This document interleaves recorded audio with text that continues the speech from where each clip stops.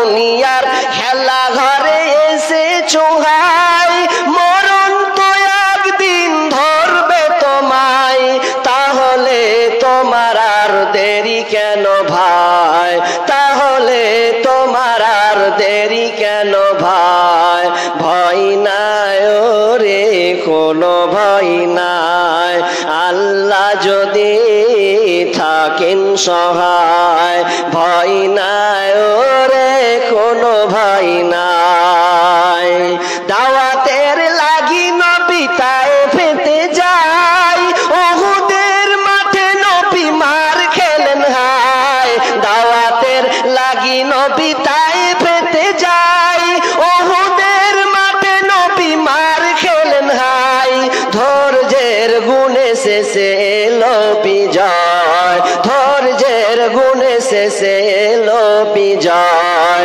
ভয় নাই রে কোনো ভয় নাই আল্লাহ যদি থাকেন সহায় দুর্গম গিরিপথ পাড়ি দিয়ে যায় দুর্গম গিরিপথ পাড়ি দিয়ে যায় ভয় নাই রে কোনো ভয় নাই আল্লাহ যদি থাকেন সহায় ভয় নাই রে কোনো ভয় নাই দুনিয়ার জেল জুলুম ক্ষণেকের হয় আখিরাতের জেলের কিন্তু কোনো সীমা নাই দুনিয়ার জেল জুলুম ক্ষণেকের হয় আখিরাতের জেলের কিন্তু কোনো সীমা নাই সেইখানে আমরা যেন মুক্তি সবাই পাই সেইখানে আমরা যেন মুক্তি সবাই পাই ভয় নাই রে কোনো ভয় নাই আল্লাহ যদি থাকেন সহায় ভয় নাই রে কোনো ভয় নাই দুর্গম গিরিপথ পাড়ি দিয়ে যায় দুর্গম গিরিপথ পাড়ি দিয়ে যায় ভয় নাই রে কোনো ভয় নাই আল্লাহ যদি থাকেন সহায় ভয় নাই রে কোনো ভয় নাই সবার দুই ধরনের আছে একটু খালি লক্ষ্য করেন সবার কি জিনিস বিসমিল্লাহির রহমানির রহিম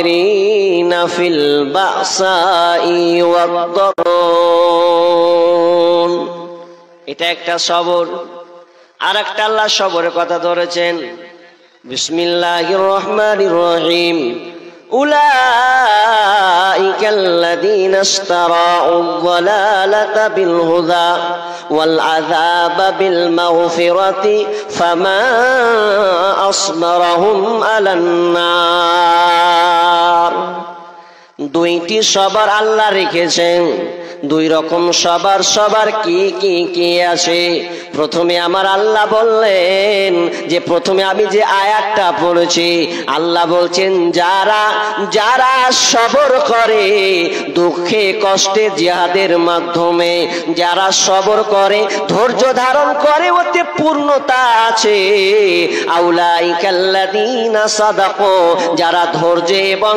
আপনার কিনা কষ্টে আপনার কিনা জিহাদে যুদ্ধে গিয়ে যারা সতর্ক এবং তারা হচ্ছে মুত্তাকি তার মানে আমি বলছি আল্লাহ সুবহানাহু ওয়া তাআলা বলতে চাইলেন যারা সবর করে তো কেমন সবর দুঃখে কষ্টের মাধ্যমে যারা পতিত হয়ে থাকে আর এর মাধ্যমে যারা সবর করে সবরটা কেমন নামাজ পড়তে গিয়ে ওকে সবর করতে হয় আল্লাহকে 5 বার ওকে ডাকতে হবে আপনার এশায় থাকতে হবে ফজরে উঠতে হবে আর আপনার কিনা এই গরমের তাপমাত্রা আপনার 42 43 45 ডিগ্রি তাপমাত্রার মধ্যে রমজান মাসে রোজা রাখতে হবে কিংবা নফল সিয়াম রাখতে হবে সে রাখলো কিন্তু এখানে ধৈর্য ধারণ করলো কষ্ট অনুভব করলো আল্লাহ বলছেন যারা ধৈর্য ধারণ করেছে ওই লোকটারা হচ্ছে সত্যবাদী আর ওরাই হচ্ছে মুত্তাকি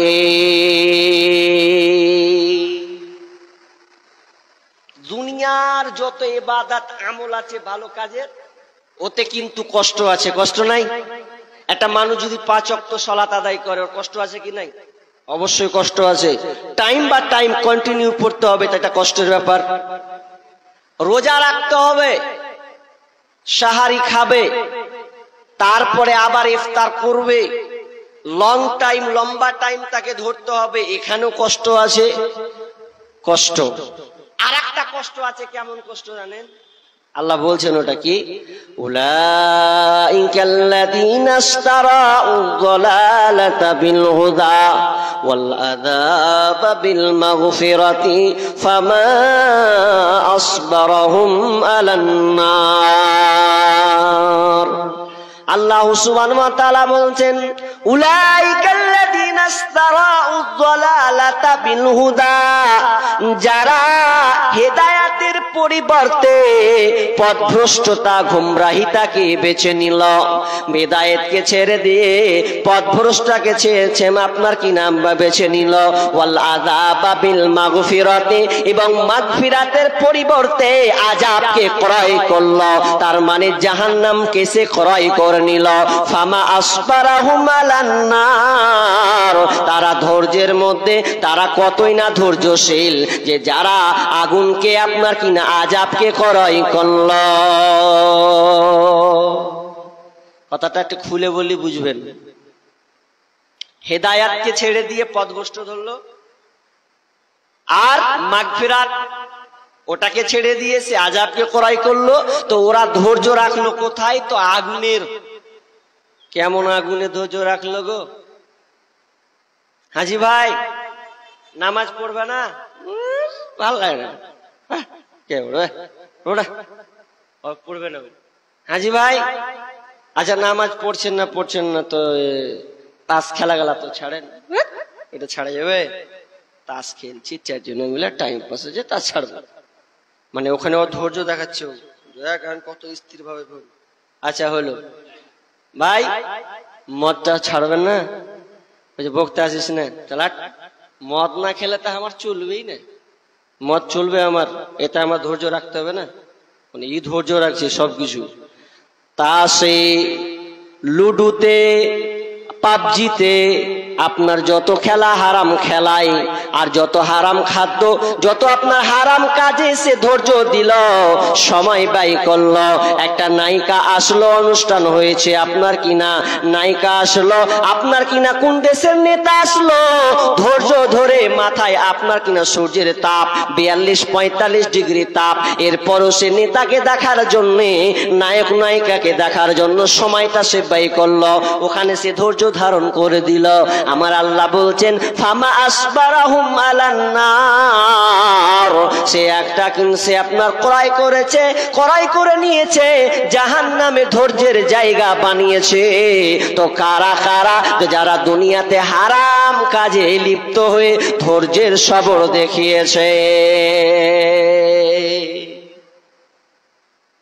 যারা ইমানদার দুনিয়াতে কষ্ট হবে, কিন্তু একজন উর্দু দার্শনিক কবি বলছেন, যারা ইমানদার দুনিয়াতে কষ্ট হবে, তো নামাজ পড়তে কষ্ট, রোজা রাখতে কষ্ট, দান করতে গিয়ে কত মানে কষ্ট করে গরিব মানুষ ইনকাম করে দিতে হয়। তো একজন উর্দু দার্শনিক বলছে, দুনিয়া মে আগার রব চাহি চলোগে তো আখিরাত মে মুন চাহি চল পাओगे, दुनिया में अगर रब चाही चलोगे तो आखिरत में मुन चाही चल पाओगे। तार माने उर्दू दार्शनिक बोलছেন, একজন কবি বলছেন, যারা দুনিয়াতে রবের অধীনে চলে, রবকে মেনে চলে, এক কথায় কোরআন হাদিসকে মানতে গিয়ে যারা কষ্ট ভোগ করে, যারা ধৈর্য ধারণ করে, কষ্টের সঙ্গে জীবনটাকে চালিয়ে নেয়, আর ওই কবি দার্শনিক বলছেন, সে যখন মারা যাবে আখেরাতে সে মন মতন চলবে, কারণ দুনিয়াতে সে রবের মন মতন চলেছিল, আল্লাহর কথাই সে জীবন যাপন করেছে। সেদিন আখেরাত যখন হবে, মরার পরে জীবনটা আসবে, সেদিন ওই বান্দা নিজের মন মতন চলবে। আল্লাহ বলবেন, তোর যা মন চাই তাই তুই কর, আমি আল্লাহ তোকে কোনো বিষয়ে বাধা দেব না। এরপরে তিনি ক্ষান্ত নাই, এরপরে বলছে দুনিয়া মে আগার মন চাহি চলোগে, দুনিয়া মে আগার মন চাহি চলোগে তো আখিরাত মে রব চাহি চলনা পড়েগা। দুনিয়া মে আগার মন চাহি চলোগে তো আখিরাত মে মন চাহি চলনা পড়েগা। যদি কোনো কেউ আল্লাহর মন মতন না চলে, নিজের মন মতন যদি জীবনটাকে চালায়, 24 ঘন্টা রুলস রুলাসকে যদি নিয়ম আপনার রুটিন করে নেয়, নিজের মন মতন করে নেয়, কোরআন হাদিস বাদ দিয়ে শরীয়তকে বাদ দিয়ে যদি নিজের মন মতন চলে, সেদিন আল্লাহ হুকুম করবে আর আপনাকে মানতে হবে। সেদিন আপনি আর নিজের মন মতন করে চলতে পারবেন না। সেদিন রব যা আপনাকে বলবে, রব বলবে যা যা ফামা আসবারাহুম আলান্নার, ধৈর্যের জায়গা যে জাহান্নামটা রেখেছিস ওইখানে গিয়ে তুই জ্বলতে থাক। সবর, ওখানেও সবর রাখতে হবে। তাহলে দুইটা সবর বললাম, তাহলে সবর কত গুরুত্বপূর্ণ জিনিস। এবার চলেন আমি আয়াতের দিকে ঝুঁকে যাব, সময় টাইম কম, কালেকশনের ব্যাপার আছে, আমি ধরে ধরে জড়ি। প্রথমে আয়াত পড়েছি ইয়া আইয়ুহাল্লাযীনা আমানু ইস্তাঈনু বিস-সাবরি ওয়াস-সালাহ ইন্নাল্লাহা মা'আস-সাবিরিন। আল্লাহ সুবহানাহু ওয়া তাআলা বলেন, হে ঈমানদার, হে ঈমানদারেরা, ইয়া আইয়ুহাল্লাযীনা আমানু, যারা ঈমান এনেছো, ইস্তাঈনু, আমার কাছে চাও, ইস্তাঈনু বিস-সাবরি ওয়াস-সালাহ, সবর এবং সালাতের মাধ্যমে তুমি আমার কাছে চাও। ইন্নাল্লাহা মা'আস-সাবিরিন, নিশ্চয় আল্লাহ ধৈর্যশীলদের মধ্যে রয়েছে। নামাজ পড়বেন ধৈর্যের সঙ্গে। এখানে কয়েকটি কথা বলবো, গুরুত্বপূর্ণ কথা, আপনাকে মনোযোগ দিয়ে শোনা লাগবে যারা নামাজি, ভালো করে। কি ব্যাপার?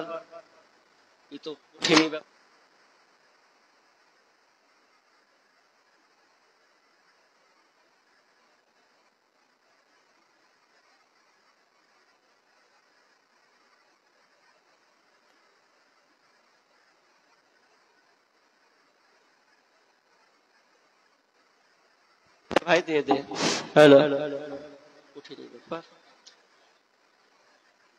তো সবার যদি আপনি রাখতে পারেন তাহলে আপনার জীবন সাকসেস আছে, কল্যাণ আছে। আমি হাদিস পড়েছি, বলবো ওটা পরে। সবার কত দামি জিনিস।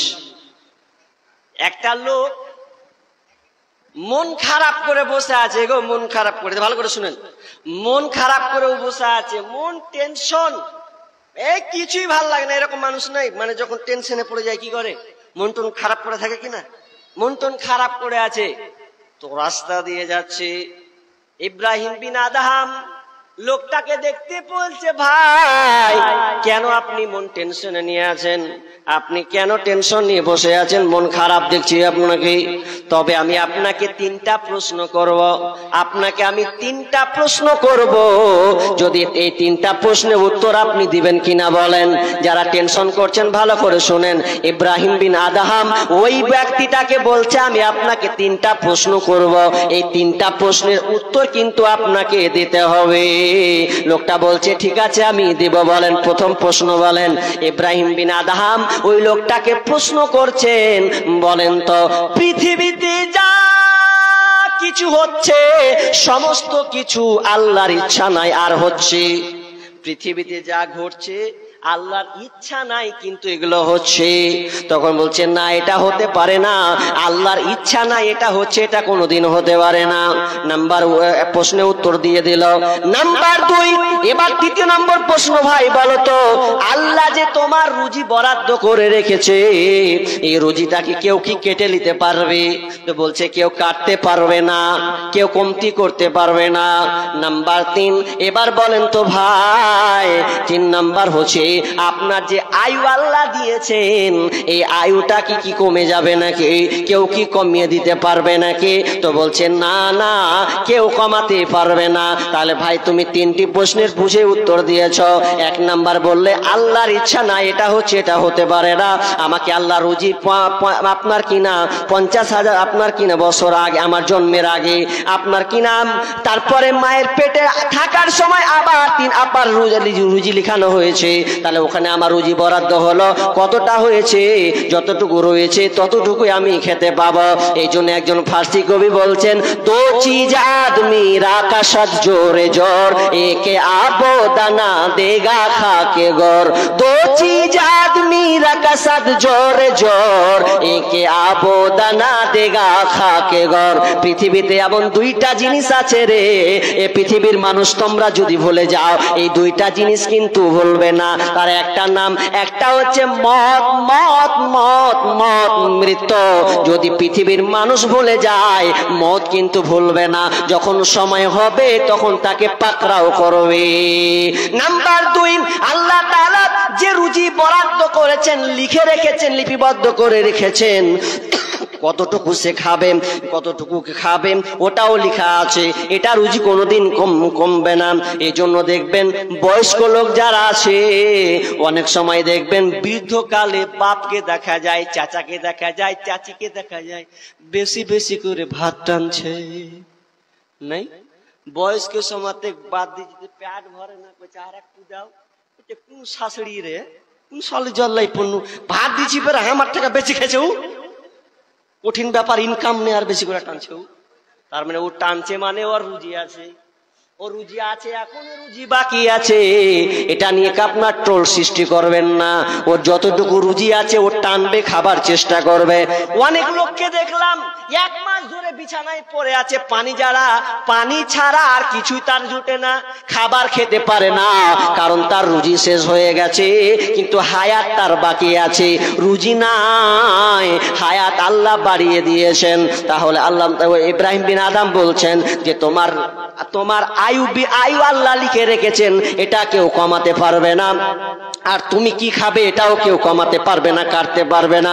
তাহলে আপনার টেনশন আবার কিসের টেনশন করছো তুমি? যে তাহলে টেনশন করা যাবে না, ধৈর্য ধারণ করুন, আল্লাহকে ডাকুন। মানে সবার কত দামি জিনিস। শুধু তাই নয়, একটা ঘটনা পড়ছিলাম, আব্দুল হামিদ মাদানি তিনি তুলেছেন, এত সুন্দর করে তুলেছেন আপনার ব্রেন ওয়াশ হয়ে যাবে। সবর কত দামি জিনিস। পারস্যের সম্রাট একজন বিদ্বানকে ধরেছে, ধরার পর জেলে ভরে দিয়েছে, কোনো কারণে তাকে জেলে বন্দি করা হলো। এবার বাদশাহ সম্রাট বলছে, এই আপনার বিদ্বানকে, এই পণ্ডিতকে একমাত্র 2টা রুটি ছাড়া আর প্রতিদিন মাত্র 2টা রুটি দিবে, আর তার সঙ্গে কোনো আপনার তরকারি দিবে না, মাংস দেবে না। কি দিবে? তো লবণ দিবে। 2টা রুটি দিবে আর লবণ দিবে। এই থেটা খেয়েও থাকবে, আর কেউ ওকে খাবার দেবে না, কিন্তু প্রতিদিন তাকে এই খাবার এরকম দিতেই থাকে। আর আপনার কিনা ওই বিদ্বান প্রতিদিন খাবার 2টো খায়, লবণের সঙ্গে খায়। তা খোঁজ না গেল লোকটা কেমন আছে, ও শরীরটা কেমন আছে। খবর গেল বাদশার কাছে, বাদশা জাহাপনা, যাকে আপনি প্রতিদিন 2টা করে রুটি দেন, তার শরীর তো এখনো সুন্দর আছে, সে তো আপনার পাতলা হ্যাংলা হয় না, তার শরীরটা খুব সুন্দর আছে। বাদশা বলছে, কি ব্যাপার? প্রতিদিন 2টা রুটি আর লবণ, এরপরে তার শরীর তাজা সুন্দর হয়ে আছে, মানে এটা কি? এবার বাদশা চলে গেলেন, যাওয়ার পর বলছেন, কি ব্যাপার, তুমি আবার শরীরকে সুন্দর কিভাবে করলে? তোমার কাছে তো বিকল্প কোনো খাবার নাই। তখন তিনি বলল, আমার কাছে 6টা ঔষধ আছে, আর এই 6টা যদি কাজ কেউ আপনার কিনা সেবন করে, যদি কেউ যদি মেনে চলে রে, তাহলে তার কোনো অসুবিধা হবে না। 6টা ঔষধ বলবো, শুনবেন আপনারা? 6টা ঔষধ কাজে লাগান। আপনারা বলছেন যে প্যারাসিটামল লিখে দিবে নাকি? ওগুলা লয়। 6টা ভালো কি বলছেন, দেখেন কি লিখে দিচ্ছে, কি বলছেন। বাদশা শোনব, 6টা ঔষধ, 6টি কাজ আমি করি, যেই কেউ এই কাজটা করলে তার শরীর ভালো থাকবে। এক নাম্বার হচ্ছে পূর্ণ আল্লাহর উপরে পূর্ণ আস্থা রাখতে হবে। আল্লাহর উপরে পূর্ণ আস্থা রাখতে হবে, আল্লাহর উপরে পূর্ণ ভরসা রাখতে হবে। আমার উপরে আল্লাহর ভরসা আছে। ভরসা কেমন? যখন ওই ভরসা কেমন আপনার দেখে নিয়েছি আমি। যখন প্রথম দিকে শুরু করলে যে একদম করোনা, ওকে মাকে ছুবো না, পালাই, কাউকে টাকটু করে করে করে লাই, এটা ওই লাতি রেখে শুনেবেন যে 2019 এরকম হয়েছিল রে, সব বন্ধ, ওটা শুনাবেন। আর এরপরে দিল তারপরে পরে মানে তারপরে এনআরসি দিয়ে দিল ধাক্কা, জান খাতরা, যে নাম ঠিক কর না তো জান চলে যাবে, একদম ডিসেল ক্যাম্পে ভরবে। মানে আল্লাহর উপরে আর ভরসাই নাই। জোহরের নামাজ নাই, আসরের নামাজ নাই, কিন্তু কম্পিউটারের দোকানে, জেরক্সের দোকানে লাইন গো, লম্বা লম্বা লাইন, ওর উপরে আল্লাহর কোনো ভরসাই নাই। তো কে তোমার ভরসা? কইছে মমতা খালা। তোমার মমতা খালা ভরসা দেবে? দেখো তোমার কি হালাত হয়, সামনে দেখো। আল্লাহর উপরে পূর্ণ আস্থা আমাদের নাই। একটা লোক হিন্দু আর মুসলিম মানে তর্ক বিতর্ক হিন্দু আর মুসলিম। হিন্দু লোকটা বুঝলেন, ওই মুসলিম ছেলেটাকে বলছে, এই শুন, আই তোর আল্লাহ সত্য না আর ভগবান সত্য আজকে প্রমাণ করতে হবে। আল্লাহ সত্য না ভগবান সত্য প্রমাণ করব? হ্যাঁ আই প্রমাণ করব। আমি তো বলছি আল্লাহ সত্য। বলছে না, আমি বলছি ভগবান সত্য। মানবো না। আর ই কিন্তু ট্রেনিং নিয়ে চলে এসছে, বুঝলেন, ট্রেনিং নিয়ে। হিন্দু কি ট্রেনিং জানেন? ওকে বলছে যদি তোর আল্লাহ সত্য হয় তো বুঝা যাবে, একতলা থেকে পড়বে নিচে। কি যদি একতলা থেকে নিচে পড়িস, যদি হাত পা না ভাঙে তো যদি আল্লাহ কহে নামিস পড়িস তো জানবো যে তোর আল্লাহ সত্য। আর আমিও নামবো, আর নামার পর যদি আমার হাত পা ঠিক থাকে তাহলে আমি বলবো যে আল্লাহ মিথ্যা, ভগবান সত্য। মানে ওকে মূর্তিওয়ালা সব সত্য। তখন ই মুসলিমটা কইছে খ্যাপা হারাকে পারবে, পড়বো লাভ দিয়া, কিছু হবে না তো। আর হিন্দু লোকটা তো ট্রেনিং নিয়েছেও, মানে ওই 1 মাস খালি ট্রেনিং দিয়েছে, ধপ পড়ারটা খালি। আর ঈদ সালা ট্রেনিং নেই, আর খালি পাওয়ার দেখাচ্ছে আমরা কেমন কতটা সত্য আছি। বুঝে লাগতে হলে এবার নিয়ে চলে গেছে একটা বাড়িতে, যে বলছে উপরে চাপ। এবার যখন মনে মনে চাপছে, প্রথমের পালা পড়েছে কার? তো মুসলিম তো চালাক, তো বলছে আমি পড়বো না, তুই আগে পড়। হিন্দুটাকে বলছে তুই আগে পড়, আমি পরে পড়বো। তুই আগে পড় না রে ভাবি, না তুই আগে পড়, তারপর দেখছি। তখন ই কি করেছে, ই যখন বললো যে হিন্দু লোকটা যখন হলো পালি পড়লো, তখন ও আবার পড়ছে। তো ওপর থেকে কার নাম নিচে পর্যন্ত করছে হায় ভগবান, ভগবান করে নিচে পড়েছে। ও ডেকবাজি করে বাম্পারে খাইয়ে গেছে, মানে ও ট্রেনিং নিয়ে আছে তো। আর ই তখন মাথা খারাপ, আল্লাহ কি করনু, এবার যদি আমার পালা কি হবে। মানে ওর ইয়াকিন, ওর বিশ্বাসটা এবার হারিয়ে গেল যে হিন্দু লোকটা ভগবান কয়া পড়লো, আর হাত পা ভাঙলো না, কিছু হলো না, যে এবার আমি। তখন ও খ্যাপা, দেখেন আল্লাহর উপর পূর্ণ ভরসা নাই। তখন ও কি করছে, এবার তো আমার পালা হয়েছে, তা আমি যখন ঝাঁপ মারবো সালা দুটা একসাথে করবো, আল্লাহ কবু ভগবান কবু, দুটার মধ্যে একটা হবে, তাহলে আমি বেঁচে যাবো, হাত পা ভাঙবে না। তখন ওপর থেকে পড়েছে, বুঝলেন, তখন বলছে হে আল্লাহ এ ভগবান, আর যেমনি পড়েছে পাটাম করে হাত পা ভেঙে যাওয়ার, তো ভেজালে পড়ে গেল। তাহলে আল্লাহ কহে লাভ হলো না, ভগবানও কহে লাভ হলো না, আর এই তো হয়ে গেল। তা আচ্ছা বলুন তো, তার মধ্যে কি দুর্বলতা ছিল? দুটা জিনিস ছিল না। এক, আল্লাহর প্রতি তার পূর্ণ ভরসা নেই। নাম্বার 2, এবং তার ট্রেনিংও নেই। আর ই আপনার ট্রেনিং নিয়ে চলে এসেছে, তো ওই রকম হয়ে গেছে। আমাদের আল্লাহর উপরে ভরসা সম্পূর্ণ নাই। কিন্তু ওই লোকটি বলছে 10টা পর্যন্ত, আমাকে 10:30 বলছিল যে, তো বলছে 1 নাম্বার পূর্ণ আল্লাহর প্রতি পূর্ণ ভরসা রাখতে হবে। নাম্বার 2, 6টা গুনে নেন। 1 নাম্বার পূর্ণ আল্লাহর প্রতি ভরসা রাখতে হবে, আস্থা রাখতে হবে। নাম্বার 2 নম্বর হচ্ছে আপনার তাকদিরে যা আছে, আপনার নসিবে যা আছে সেটাই ঘটবে। নাম্বার 3 নাম্বার হচ্ছে পরীক্ষার্থীর জন্য তাকে আপনার ধৈর্যের মাধ্যমে সবার করতে হবে। পরীক্ষার্থী যে পরীক্ষা দেয়, যে বিপদে মুসিবতে পড়ে, তাকে একটা আপনার কিনা সম্পদ নিয়ে তা একটা আপনার কিনা একটা জিনিসের উপরে দাঁড়াতে হবে, যেটা সবর নিয়ে তাকে থাকতে হবে। সবরটা হচ্ছে তার জন্য উত্তম জিনিস। নাম্বার 4 নম্বর বলছেন তাকে সহনশীলতা হতে হবে, একদম ফেরে পুরে হলে হবে না, সহনশীলতা দেখাতে হবে।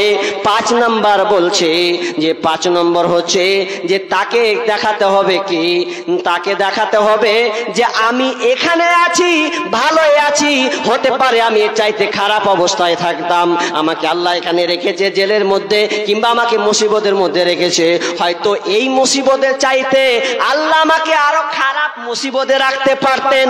5টা হয়ে গেল। নাম্বার 6 একটা সময় আসবে এখান থেকে আমাকে আল্লাহ উদ্ধার করবে, আমি এখানে আছি। 6 নাম্বার কাজ, আমাকে আল্লাহ এখান থেকে পরিত্রাণ দেবেন, উদ্ধার করবেন। এই 6টা কাজ যদি কেউ করতে পারে তাহলে তার শরীরটাকে সে পারফেক্ট রাখতে পারবে। চিন্তিত মন সে ভাবনা চিন্তা থেকে দূরে সরে যাবে। যেমনই এই 6টা কথা বলা, পারস্য সম্রাট বাদশা কইছে এ বিদ্বানকে ছেড়ে দে, ওকে ছেড়েই দিলে। তাহলে সবার কত গুরুত্বপূর্ণ জিনিস, সবর আপনাকে ধরতে হবে। আমি চট চট চট করে যাব, 15 মিনিট আগিয়ে নিয়ে যাবো ইনশাআল্লাহ, কিছুটা করব। তো সবর চাইতে হবে। তো সবরটা কোথায় দেখাতে হবে? সবরটা মাঠে নয়, ঘাটে নয়, এর সবরটার একটা স্থান আছে। আল্লাহ বলছেন সবরের জায়গাটা কোথায়? তো সলাত নামাজ, এই জায়গাটা দেখাতে হবে। ইস্তাইনু বিসসবরি ওয়াসসালাহ ইন্নাল্লাহা মা'আস সাবিরিন। ধৈর্যের সঙ্গে তুমি আল্লাহর কাছে চাও কি, তুমি চাইবে তোমার যেটা প্রয়োজন আছে, নামাজে যাও, ধীর স্থির ভাবে তুমি আল্লাহর কাছে চাও।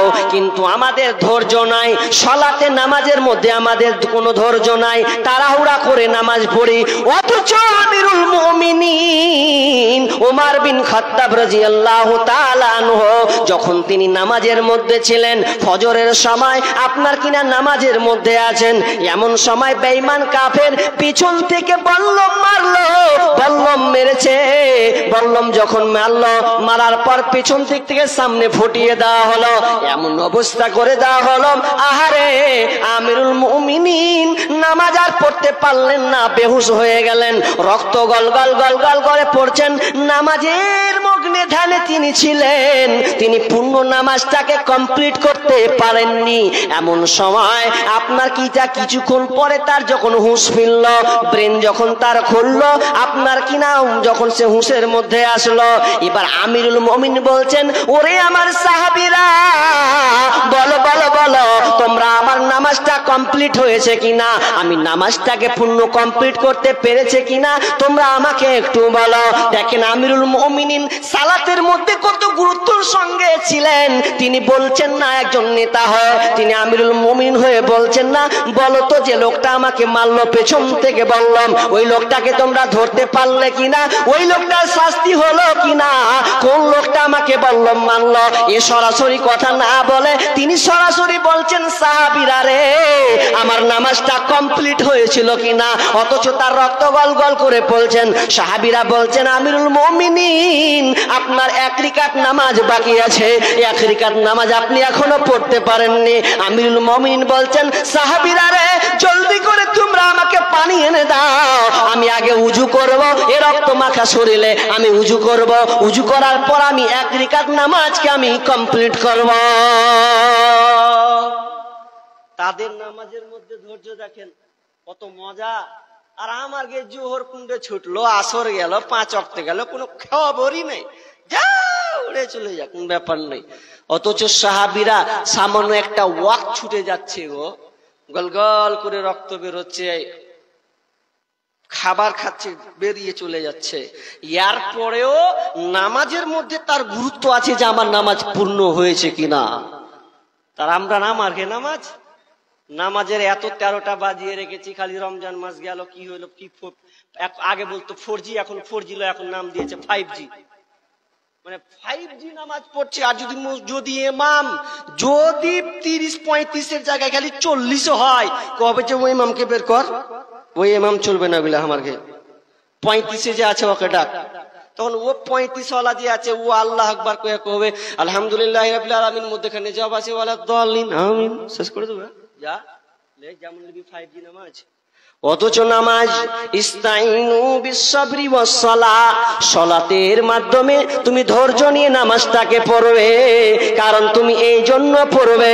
আবু হুরায়রা বলছেন, হাদিসটি তিনি বর্ণনা করছেন, যখন কোনো বান্দা নামাজে যখন দাঁড়িয়ে যায় আল্লাহু আকবার বলে তাকবীরে তাহরিমা বেঁধে নাই, দুআয়ে সানা বলার পর যখন বান্দা সূরা ফাতিহাকে ধরে নেয় আলহামদুলিল্লাহি রাব্বিল আলামিন, যখন এই কথাটা বলেন, যখন আপনি আল্লাহর প্রশংসা করেন, আল্লাহর সঙ্গে সঙ্গে ওই মুসল্লি ওই বান্দার কথার জবাব দেয়, আমার বান্দা আমার প্রশংসা করেছে।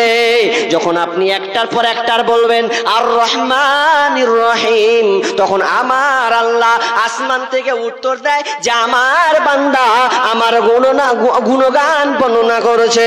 যখন আপনি বলবেন মালিকি ইয়াউমিদ্দিন, তখন আমার আল্লাহ উত্তর দেয় যে আমার ক্ষমতা বর্ণনা করেছে, আমার বান্দা আমার ক্ষমতা বর্ণনা করেছে।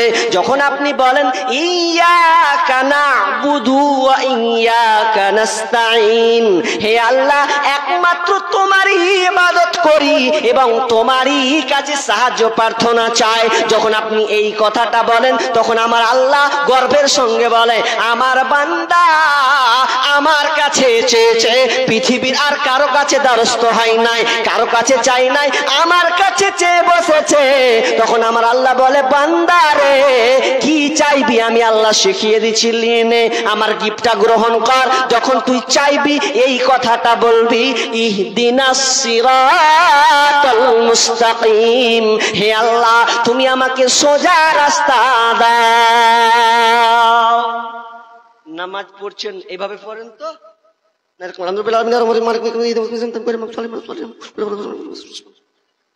তাহলে আল্লাহ কোনো উত্তর দেওয়ার সুযোগ নিলেন? কি চলছে? সবার ধৈর্য সবার না থাকলে ওই ইবাদত কবুল হবে না। দুনিয়াতে যেমন টাকা না থাকলে আপনি কোনো জিনিস কিনতে পারবেন না, টাকা না থাকলে আপনার মূল্য থাকবে না। দোকানে যাবেন মাল নেবেন তো বলবে আগে টাকা ফেল, টাকাটা দাও, টাকা দাও মাল নাও। শুধু তাই নয়, টাকা থাকলে আপনার সম্মান মর্যাদা সব বেড়ে যাবে। টাকার সঙ্গীতটা আপনারা শুনেছিলেন যে টাকা থাকলে সবার কাছে ভালো, আর যদি টাকা না থাকে আপনি সবার কাছে কালো। সে বাপ হোক, মা হোক, ভাই হোক, বিবি হোক, টাকা নেই মাও ভালোবাসবে না, টাকা নেই বাপও বলবে কি